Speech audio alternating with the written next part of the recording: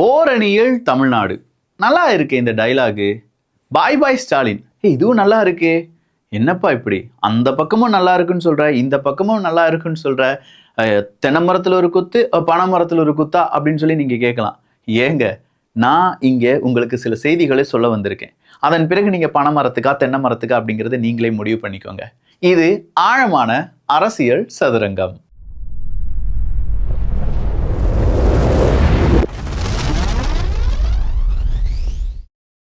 First இந்த செய்தி எங்கேருந்து ஆரம்பிக்குது அப்படின்னு பார்த்தீங்கன்னா, ஓரணியில் தமிழ்நாடு அப்படிங்கிறதுலேருந்து ஆரம்பிக்குது. அது என்ன ஓரணியில் தமிழ்நாடு அப்படின்னு சொல்லி நீங்கள் கேட்கலாம். அது என்னன்னா, எல்லாரும் தமிழ்நாட்டுக்காக இருக்க வேண்டும், யாரும் இந்த அணியை சிதற விட்டுறக்கூடாது. எப்படி புள்ளி வச்ச இந்திய கூட்டணி உருவாச்சோ அதே மாதிரி ஓரணியில் தமிழ்நாடு அப்படிங்கிறது திமுகவினுடைய அடுத்த எலெக்ஷன் ஸ்ட்ராட்டஜி. இந்த ஸ்ட்ராட்டஜியை பற்றிலாம் 2 தினங்களுக்கு முன்னாடி இந்த ஸ்ட்ராட்டஜி எப்படி ஒர்க் அவுட் ஆகும், அதை ஒர்க் அவுட் பண்ணுறதுக்கு திமுக எப்படி ஹார்ட் ஒர்க் பண்ணிட்டு இருக்காங்க, அந்த ஹார்ட் ஒர்க்கு பின்னாடி மீடியா எப்படி ஒர்க் பண்ணிட்டு இருக்கு, மீடியாவுக்கு பின்னாடி எப்படி இன்ஃப்ளூயன்சஸ் இருக்காங்க, இது எல்லாத்தையுமே புட்டுன்னு வச்சிருப்பேன். நிறைய பேர் அதுக்கு பாராட்டு தெரிவிச்சிருந்தீங்க, ரொம்ப நன்றி. அப்போ இந்த இடத்துல ஓரணியில் தமிழ்நாடு அப்படின்னு சொல்லும்போது திமுகக்குள்ளேயே அது ஓரணியில இருந்திருக்கணும். அந்த ஓரணியில இருக்கக்கூடிய திமுகக்குள்ளேயே இப்போ நேரு அவர்களா, உதயநிதி ஸ்டாலின் அவர்களா, அப்துல்லா அவர்களா அப்படின்னு சொல்லி ஏகப்பட்ட பிரச்சனையா. அந்த பிரச்சனை என்ன அப்படிங்கிறத நான் வாசிச்சு பார்த்துக்கிறேன். நேத்தே நீங்க பார்த்துருப்பீங்க. சில மீடியாக்கள் இதை காண்பித்திருக்க மாட்டார்கள். எஜமானுடைய கோபத்துக்கு உள்ளாகக்கூடிய மீடியாக்கள் எப்படி இதை காண்பித்திருப்பார்கள், அதை கொஞ்சம் யோசிக்கணும் நீங்க. புதுக்கோட்டையில் உதயநிதி நண்பர் அப்துல்லா ராஜியமா, உதயநிதி அவர்கள் அப்படின்னு சொல்றவரை இங்க கொண்டு வராங்க. பரம்பரை திமுக தொண்டர்களின் கேள்விகளுக்கு பதில் சொல்ல முடியாமல் அடிக்க முயன்ற அமைச்சர் நேரு அப்படின்னு சொல்லும்போது இது யார் சொல்லியிருப்பாங்க? அதிமுகவினுடைய ஜெயக்குமார் அவர்கள் இருக்கார்ல, அவருடைய ட்விட்டர்ல இருந்து தான் இதை கொஞ்சம் பெராண்டி எடுத்தேன். அவர் என்ன சொல்றாருன்னா, பரம்பரை திமுக தொண்டர்கள், பரம்பரையா ஆமால, எந்த நிறைய முதியோர்கிட்ட கேட்டீங்கன்னா எந்த பார்ட்டிக்கு எந்த கட்சிக்கு நீங்க ஓட்டு போடுவீங்க ஐயா அப்படின்னு கேட்டா, எங்க தாத்தா காலத்துல இருந்து நாங்க அதுக்கு தான் ஓட்டு போடுவோம், அது அந்த அந்த உதயசூரியன் அப்படின்னு சொல்லி பார்த்தாலே நாங்க ஓட்டு போட்டுருவோம் அப்படின்னு சொல்லுவாங்க. அதே மாதிரி இரட்டை இலைக்கும் அதே மாதிரி பரம்பரை ஓட்டுக்கள்லாம் இருக்கு. இந்த பரம்பரை ஓட்டுகள்னாலதான் வரும் தலைமுறை தருதலையா மாறிட்டு இருக்கு அப்படிங்கிறதுலாம் வேறொரு விஷயம். ஸோ இந்த பரம்பரை ஓட்டுகள், பரம்பரை திமுக கேள்விகளுக்கு பதில் சொல்ல முடியாமல் அடிக்க முயன்ற அமைச்சர் நேரு நிகழ்ச்சி ஓரணியில் தமிழ்நாடு. அப்போ அவரு ஒரு ஒரு ஒரு ஒரு சும்மா ஊம குத்துன்னு சொல்லுவாங்கல்ல, அந்த மாதிரி ஓரணியில் தமிழ்நாடா, இதுவே 2 அணியா 3 அணியா பிரிஞ்சு இருக்கு, இது எங்க ஓரணியில் தமிழ்நாடு அப்படின்னு சொல்லி கேட்கிறார். ஆனாலும் ஜெயக்குமார் அண்ணன் உங்களுக்கு ரொம்ப குசும்புன. ரகுபதி மெய்யநாதன் அப்துல்லா அணிகள் மோதலால் நிகழ்ச்சி தொடங்காமலேயே முடிவடைந்தது. புரிஞ்சு அவங்களுக்கு? அங்க மோதல் உருவாயிருக்கு, அதனால நிகழ்ச்சி தொடங்கவில்லை. ஓரணியில் தமிழ்நாடு, மோதலில் திமுக அப்படின்னு சொல்லி யார் சொல்லியிருக்கா? ஜெயக்குமார் அவர்கள் சொல்லியிருக்காங்க. சரி, அடுத்ததா இன்னொரு பிம்பத்தை நம்ம பார்க்க வேண்டும். அது யார் அப்படின்னு பார்த்தீங்கன்னா, விசிகாவினுடைய தலைவர் தொல் திருமாவளவன் அவர்கள் தான். அவர் என்ன சொல்லியிருக்காரு? நானே முதலமைச்சரா வந்தாலும் லாக்அப் டெத் எல்லாம் தடுக்க முடியாது. ஏன்னா காவல்துறை அதிகாரிகள் அப்படித்தான் வேலை செய்வாங்க. அவங்களதான் நம்ம ரீஸ்ட்ரக்சர் பண்ணணும். அப்ப 75 ஆண்டுகள் என்ன செஞ்சீங்க? அட்லீஸ்ட் 50 ஆண்டுகள் என்ன செஞ்சீங்க? நீங்க உங்களுடைய கூட்டணி ஆண்ட இத்தனை வருடங்கள் காவல்துறை ரீஸ்ட்ரக்சர் பண்ணாம என்ன செஞ்சீங்க அப்படிங்கிற கேள்விக்கு தொல் திருமாவளவன் அவர்களிடம் பதில் கிடையாது. ஸோ இனியும் நானே முதலமைச்சர் ஆனாலும் அதை தடுக்க முடியாதுன்னு சொன்னாரு. இவ்வளவு பெரிய முட்டு கொடுப்பாருன்னு சொல்லி யாருமே எதிர்பார்க்கல. இப்ப இன்னொரு முட்டு கொடுத்திருக்காரு. நானே முதலமைச்சர் ஆனாலும் 100% அரசியல்வாதிகள் கொடுக்கக்கூடிய வாக்குறுதிகளை நிறைவேற்ற முடியாது. பின்ன என்ன வாக்குறுதி கொடுக்குறீங்க? 100% வாக்குறுதிகளை நிறைவேற்ற முடியாது அப்படின்னு சொல்றதுக்கு ஒரு அரசியல்வாதி, 100% போலீஸினுடைய லாக்அப் டெத்தை தடுக்க முடியாது அப்படின்னு சொல்றதுக்கு ஒரு அரசியல்வாதி, உங்களுக்கு தனியா ஒரு கட்சி, அந்த கட்சிக்கு இன்னொரு கூட்டணி, அந்த கூட்டணி சார்பா நீங்க செய்யக்கூடிய விஷயங்கள் இதுதான் அப்படின்னா மக்கள் உங்க மீது எப்படி நம்பிக்கை வைப்பார்கள்? வேற ஒண்ணுமே வேணாங்க, ஒண்ணுமே வேணாம். திருச்செந்தூர்லயா இல்லாட்டி இன்னொரு கோவில்ல குடமுழுக்கு அப்படிங்கிறது நடக்குது. திருச்செந்தூர்ல இல்ல, வேற ஒரு கோவில்ல குடமுழுக்கு நடக்குதுன்னு வச்சுக்கோங்களேன். அங்க தமிழிசை சவுந்தரராஜன் அவர்கள் கோபுரம் அந்த உச்சியில நிக்கிறாங்க. அங்க யாருக்கு அனுமதி கிடையாது அப்படின்னு பாத்தீங்கன்னா, செல்வ பெருந்தகை அவர்களுக்கு அனுமதி கிடையாது. அண்ணன் செல்வ பெருந்தகை அவர்களுக்கு அனுமதி இல்லாம எப்படிப்பா? என்னன்னு சொல்லி அண்ணன் செல்வ பெருந்தகை அவர்கள் சொல்றாருன்னா, 2000 வருஷமா இருக்கு, ஒரே நைட்ல இதென்ன மாறவா போகுது அப்படின்னு சொல்லி அவருடைய பெருந்தன்மையை காண்பித்தார்.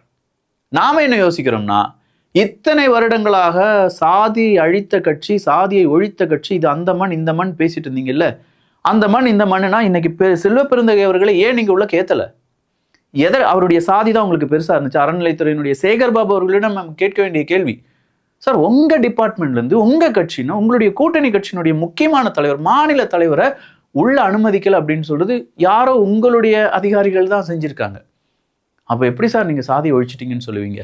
இதை கேள்வி கேட்டோம்னா நாம அரசாங்கத்துக்கு எதிராக பேசுறோம்னு சொல்லிடுவாங்க. நாம அரசாங்கத்துக்கு எதிராக எதுவுமே பேசலையே, நடந்ததை நடந்துச்சு, ஏன் நடந்துச்சு, எதுக்கு நடந்துச்சு அப்படிங்கிற கேள்வியும் விமர்சனமும் அதே நேரத்துல மனசுல இருக்கக்கூடிய ஆதங்கத்தையும் கொஞ்சமா கொட்டுறோம். அப்பப்போ கொஞ்சம் வன்மம் வருதுன்னு வச்சுக்கோங்களேன், அது நம்ம கட் அண்ட் ரைட்டா மாத்தி விட்டுறலாம். ஸோ இந்த இடத்துல இருக்கக்கூடிய கேள்வி என்னன்னா, செல்வப்பெருந்தகை அண்ணனுக்கு ஏன் இந்த மாதிரியான ஒரு செயலை அறநிலைத்துறை செய்தது அப்படிங்கிற ஒரு கேள்விதான். அப்ப சேகர்பாபு அவர்கள் மறுபடியும் வந்து மன்னிப்பு எல்லாம் கோருகிறார், நடந்தது பெரிய தவறு தான் அப்படின்னு சொல்லி. சரி, இந்த தவறு இனிமேல் நடக்காம பார்த்துக்கோங்க. செல்வப்பெருந்தகை அண்ணன் சொன்ன மாதிரி 2000 வருடங்கள் நடந்ததை ஒரே நைட்ல நம்மளால மாற்ற முடியுமா அப்படின்னு சொல்லி கேட்டிருந்தார்ல.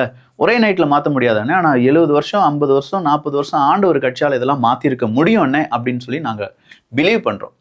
பொதுவா 100 வருஷம் நல்லா வாழ்வையா அப்படின்னு சொல்லுவாங்கல்ல. 100 வருஷத்துல நம்ம என்னெல்லாம் செய்ய முடியுமோ, ஒரு மனுஷன், ஒரு சாதாரண மனுஷன், எல்லாரும் மனிதர்கள் தானே, ஒரு சாதாரண மனுஷன் 100 வருஷத்துல என்னெல்லாம் செய்வான்? நல்லபடியா கொஞ்சம் பணம் சம்பாதிச்சு ஒரு வீடு கட்டி அந்த வீட்டுக்கு தேவையான சொத்து பத்தெல்லாம் சேர்த்து வச்சு குடும்பத்துடன் ஒரு ஒரு நல்ல ஒரு சுற்றுலாலாம் போய் நல்ல ஹாப்பியா இருக்கிறது தான் 100 வருட வாழ்வு அப்படிங்கிறது நம்ம சொல்றோம். நிறைய மெமரிஸ், அது கூடவே கொஞ்சம் வெல்த், நல்ல ஹெல்த், இது இருக்கிறது 100 வருடம் அப்படின்னு சொல்லி வாழ்த்துவாங்க. இதை நான் ஒரு 30-40 வயசுலேயே அச்சீவ் பண்ணிட்டேன்னு வச்சுக்கோங்களேன். இந்த 100 வயசுல வாழ வேண்டிய ஒரு மனிதனுடைய வாழ்க்கையை ஒருவேளை நான் ஒரு 40-45 வயசுல அச்சீவ் பண்ணிட்டேன்னு வச்சுக்கோங்க. அப்போ நான் 100 வருஷம் வாழ்ந்துட்டேன் அப்படிங்கிறது தான் அர்த்தம். அதே மாதிரி 2000 வருடங்களுக்கு முன்னாடி ஒரு இடத்துல இருந்து இன்னொரு இடத்துக்கு போறதுக்கும் படிக்கிறதுக்கும் இங்கே எல்லாருடைய கட்டுப்பாடுகள் இருந்துச்சு அப்படின்னு சொல்லக்கூடிய இதே சமுதாயம் இப்போ அந்த கட்டுப்பாடுகள் இல்லை. இன்டர்நெட்டை திறந்து நம்ம படிக்கலாம். ஒரு இடத்துக்கு வந்து இன்னொரு இடத்துக்கு பல மணி நேரம் போக வேண்டிய இடத்த, பல நாட்கள் மாதங்கள் போன இடத்த ஒரு மணி நேரத்துல 2 மணி நேரத்துல கடக்கலாம் அப்படின்னு சொல்லும்போது கண்டிப்பா இவ்வளவு மாற்றங்கள் அடைந்த நம்முடைய சமுதாயம் இந்த சாதியிலிருந்தும் விடுபட்டிருக்க வேண்டும். அப்ப ஏன் இன்னும் விடுபடாமல் இருக்கிறது என்றால், இதை பிடித்து வைத்து இதுல அரசியல் செஞ்சு அந்த அரசியலை ஓட்டுகளாக மாற்றி அந்த ஓட்டுக்கள்ல குளிர் காய்ந்து அதனால சம்பாதித்து அந்த சம்பாத்தியத்தை மறுபடியும் விட்டு விடாமல் இருப்பதற்காக சாதியை வளர்த்து சாதியை ஒழித்து விட்டோம் அப்படிங்கிற பெயரில் சாதியை மறைத்து வைத்து சாதிய ஆட்சியை நடத்தக்கூடிய சில அரசியல் கட்சிகள் தான் இங்கே சாதி ஒழியாமல் இருப்பதற்கு காரணம் அப்படிங்கிற ஒரு குற்றச்சாட்டை நான் முன்வைக்கிறேன். இந்த குற்றச்சாட்டுக்கு எத்தனை பேர் கை தூக்குவீங்க அப்படிங்கிறது எனக்கு தெரியாது. ஏன்னா கை தூக்குனாலும் சிலப்போ குண்டாஸ் வந்தாலும் வந்துடும். அதனால கை தூக்காம கப் சிப்புன்னு கேட்டுட்டு மட்டும் உட்காந்துக்கோங்க. சரி, பாஜக அதிமுக கூட்டணி என்னப்பா கூட்டணி, அது ஒரு பொருந்தா கூட்டணி, அதிமுக அழிந்து விடும், அதிமுக அவ்வளவுதான் முடிஞ்சு போச்சு அப்படின்னு சொல்லியிருக்காரு திருமாவளவன் அவர்கள். அப்ப திருமாவளவன் அவர்கள் அதிமுகவினுடைய கூட்டணி பத்தி அவர் பேசுறதுக்கு என்ன தகுதி இருக்கிறது அப்படின்னு சொல்லி எடப்பாடி பழனிசாமி அவர்கள் கேட்டுவிட்டார். அண்ணன் திருமாவளவன்ட்ட இதே கேள்வியை கேட்கிறாங்க. அப்படி கேட்கும்போது திருமாவளவன் சொல்றாரு, அதிமுக என்னுடைய தோழமை கட்சி, அம்மா ஆட்சியில் இருக்கும்போதே என்னை கூப்பிட்டு அம்மா கூடவே நான் அரசியல் பண்ணியிருக்கேன். அப்படி நான் விரும்பக்கூடிய அதிமுக அழிந்து விடக்கூடாது அப்படிங்கிற நல்ல எண்ணத்துல தான் நாங்க இப்படி பேசுறோமே தவிர அதிமுகவினுடைய கூட்டணியை கலைக்க வேண்டும் அப்படிங்கிறது என்னுடைய எண்ணம் கிடையாது. இதே திருமாவளவன் அவர்கள் எனக்கு தெரிஞ்சு ஒரு 1.5 மாதத்துக்கு முன்னாடி அவங்களுடைய தோழர்கள் கூட இன்டர்நெட்ல வீடியோ வழியா பேசிட்டு இருந்தார். அந்த நேரத்துல அவர் சொன்ன வார்த்தை என்னன்னா, இங்க நமக்கு நல்லது செய்யற மாதிரி நிறைய பேர் பேசுவாங்க. விசிகா அத்தனை சீட்டு கேட்டிருக்கலாம், விசிகா இந்த கூட்டணியில போயிருக்கலாம், விசிகா இப்படி செஞ்சிருக்கலாம், நமக்கு இப்ப இருக்கிற பவர் அப்படின்னு சொல்லி நிறைய பேர் பேசுவாங்க. ஆனா உண்மை என்ன தெரியுமா, அவங்களுக்கு நம்ம மேல நல்லதெல்லாம் கிடையாது, நல்ல எண்ணெல்லாம் கிடையாது. எப்படியாவது அவங்களை விசிகாவை அழித்து விட வேண்டும் அப்படின்னு சொல்லிதான் மனசுல வஞ்சத்தை வைத்துக்கொண்டு அவர்கள் பேசுவார்கள். ஸோ இந்த மாதிரி நபர்களிடம் கொஞ்சம் கேர்ஃபுல்லா இருங்க அப்படின்னு சொல்லுவார். அதே வஞ்சம் அண்ணே, அந்த வஞ்சத்துல தான் நீங்க அதிமுக பத்தி பேசியிருக்கீங்க. கேட்டா தோழமை கட்சின்னு சொல்லிட்டீங்க. என்னண்ணே செமண்ணே. இதே மாதிரி நிறைய விஷயங்கள் இருக்கு. ஆனா டைம் தான் அப்படி இப்படி போயிட்டு இருக்கு போல. இன்னும் நிறைய விஷயங்கள் தெரிந்து கொள்ள வேண்டும் அப்படின்னு நீங்க ஆசைப்பட்டீங்கன்னா கீழே ஆமாப்பா ஆமா அப்படின்னு சொல்லி சும்மா ஒரு கமெண்ட்டை போட்டு விடுங்களேன். ஏன்னா பாய் பாய் ஸ்டாலின் அப்படின்னு சொல்லி கமெண்ட்டை போட சொல்றாங்க. ஓரணியில் தமிழ்நாடு அப்படின்னு சொல்லி அவங்க கமெண்ட் போட சொல்றாங்க. இன்னொருத்தவங்க என்ன மக்களை காட்போம் மாநிலத்தை மீட்போம் அப்படின்னு சொல்லி கமெண்ட் போட சொல்றாங்க. அப்படின்னா நானும் சொல்லலாம்ல, ஆமாப்பா ஆமா அப்படின்னு சொல்லி கமெண்ட்டை போடுங்க பார்ப்போம். நல்லதை பகிர்ந்து ஷேர் பண்ணி நல்ல சமுதாயத்தை உருவாக்குவோம். நன்றி, வணக்கம்.